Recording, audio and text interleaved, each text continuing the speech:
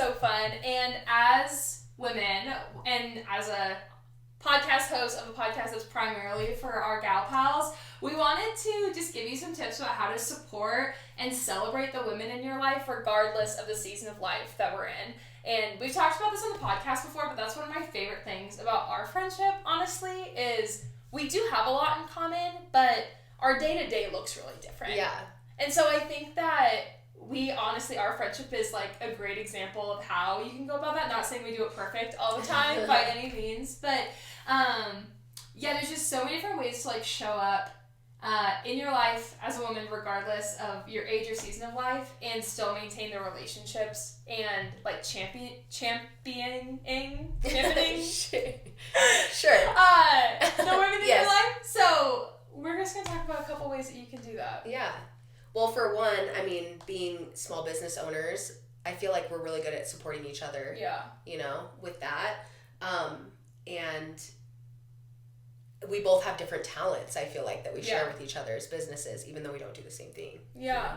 One of my favorite things, like you and I have talked about this before, probably not on the podcast, is I think it's really easy as women, especially in like the social media space, to get like hung up on like what someone else is doing or how they're talking about themselves, and it's really easy to look at them and be like, ugh, like she doesn't actually look that good, or she like, I could do that better, or like that's annoying that she's got such a big following. It's actually really hard because it requires us to be like in a really secure, confident place to be like, look at her go.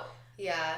And so I think a lot of supporting other women comes down to like recognizing some of your own insecurities, to work through those and stand confidently in like your skills and talents, what you have to offer, to celebrate and champion the women around you that you actually know and those that you just like see on social media or the internet or whatever. Sure. And also from a different perspective on the same kind of topic is you could also be looking at people on social media and comparing yourself and being like, why am I not there? You know? Yeah. But when you're looking at somebody else who does seem to have it all, you can also think, well, if she did it, I can do it. Yeah. Like, I want to cheer her on, you know? Absolutely.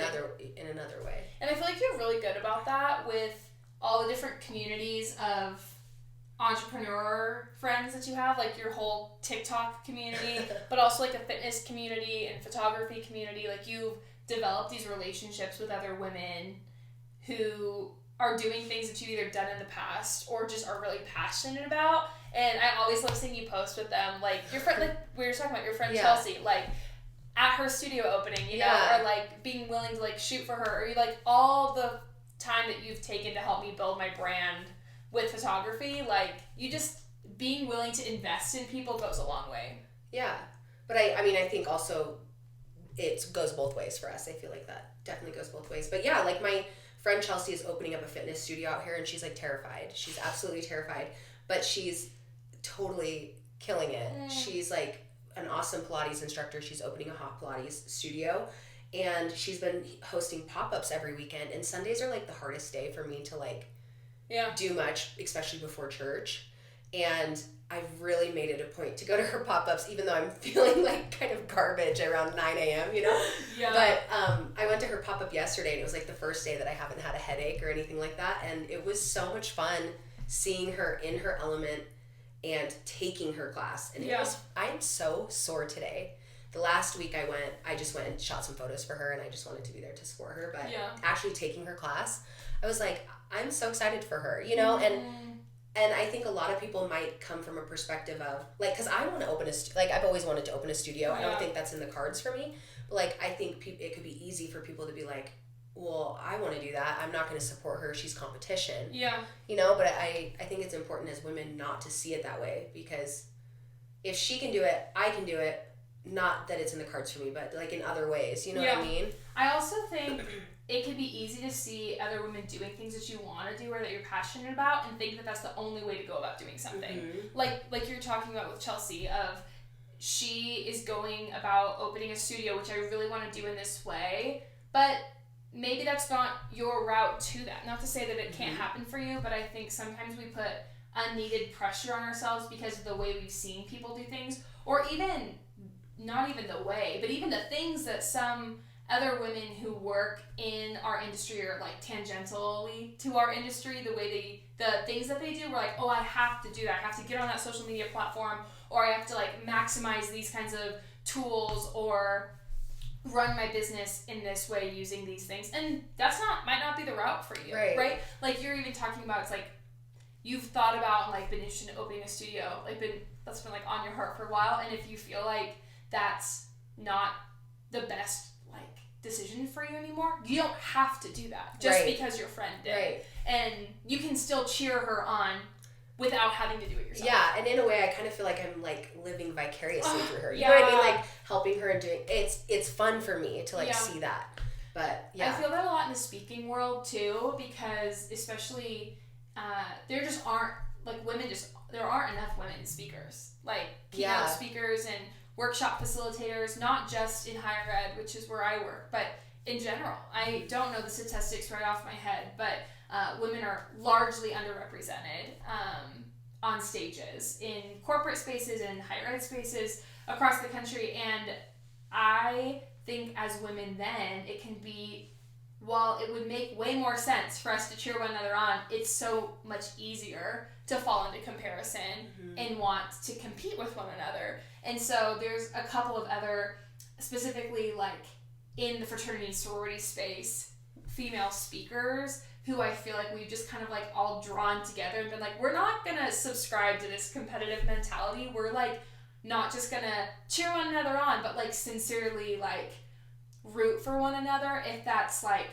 referring people to other engagements that we either can't make or aren't the best fit for our niche, or just showing up and like being friendly, taking pictures, going to one another's sessions. I have a friend who will like come into my sessions if she's not speaking at the same time at these conferences and like take photos of me speaking.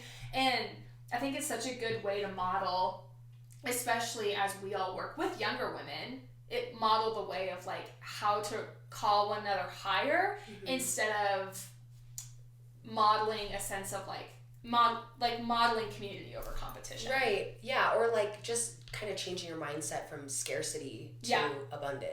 100%. Well, and I think about that all the time, especially with speaking, that we need more female speakers. Like there's enough room for all of us. Yeah. But we, especially when we're in a place of insecurity, only see where there isn't enough, like where we could run out of clients or money or opportunity, when really I feel like when you bring other people into your corner, especially those that are doing similar things to you, you see how much more opportunity there is for all of you.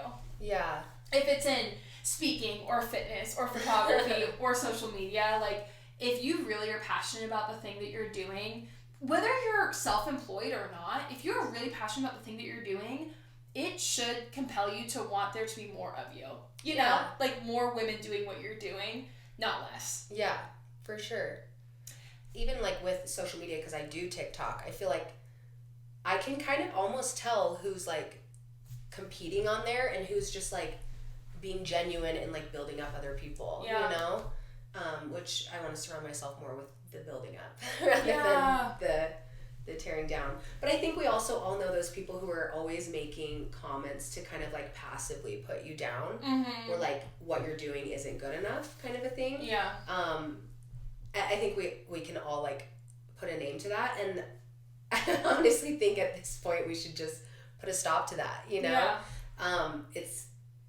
Yeah. I don't really know where I'm trying to go with this, other than like I feel like it's very high school, you know, to tear people down or to tell them like I could never do this or I could never do that of something that you're doing, rather than being like, wow, you're really good at that, you know? Well, even if it's not something you would do. And I think it's like a mentality shift of, instead of thinking like, why are you doing that? Thinking like, oh, why are you doing that? Like, tell me more. Like, instead of a criticism, it's like curiosity, you know? It's like, why would you ever do that? To like, oh, tell me what got you into that. Yeah. Like, that's a really interesting thing that I would never even think to do. Right. Maybe if there are some, like, areas of your lives that do align, like, maybe, like, both being moms or both being married and, like, taking on additional, either work things or volunteer opportunities or whatever, like, things that you're passionate about, it's it's an opportunity for a relationship, not for judgment. Right. Well, and I think that kind of goes into our next thing of like not only cheering other women on in the spheres that you're already in, but also cheering women on who are in seasons that are different than you, right? Like, how do you cheer on stay-at-home mom if you would like never imagine being a stay-at-home mom, right? Or like, how do you cheer on someone who's like still single, like as a full-time entrepreneur, or just like super faithfully like doing their 9 to 5? And that's a good example too, like having friends that work 9 to 5s and having friends that have like no structure in their like professional schedule, you know? Or like friends who travel a lot versus those who are much more homebodies. Like, that posture of curiosity can help really get to the meat of why people like the lifestyle that they have, why it works for them, or maybe could also reveal things that unmet goals yet that they're still working toward. Yeah, and it also can build a friendship too. If you're like genuinely happy and curious about why somebody's doing something rather than like making them kind of feel dumb for what they're doing, you know? That can build like a really good long-lasting friendship. I feel like it goes with a lot of the other podcasts we've talked about. It's just like asking questions and being genuine about wanting to know more about somebody, and that just will give you a lot more back, I feel like. Yeah. So this Friday on International Women's Day, tell a friend, let's give a couple action items. Tell a friend, like a sister friend in your life, if it's actually your sister or a girlfriend that you're just like thankful for, tell her something that you're really proud of her for. If it's something that you've noticed her invest a lot of time and energy into, or something that she has a lot of pride in and loves talking about, just affirm her in that thing that she's doing. And then number 2, tell a stranger that you like see in the Starbucks line or at the airport that give her a compliment, like a sincere compliment, like not a judgmental thing, like you see her and she looks really good and you think like, oh, why can't I look that good in the airport? Instead, think, hey, you look really great today. Like, I love your outfit. I love your shoes. The way your luggage matches whatever you're doing on Friday that you're going to run into a stranger. Give a stranger, a gal that you've never met before, a compliment. And then I think number 3 is support a female business, a women-owned business. If it's something that you see on social media, or a friend of yours who runs a business, like just buy something from their shop, send them a DM that you love their content, or just engage in it. And like really encourage them. There's your homework. I love that. Yeah, that's good. Well, we're going to wrap up this episode. If you guys want to follow us on all social media platforms, it is at CallYouIn5 on Instagram and YouTube here if you're watching, or if you're listening on a podcast platform, you can find us on any. And we will call you next week. I love you. I love you too. Happy International Women's Day, McKenna.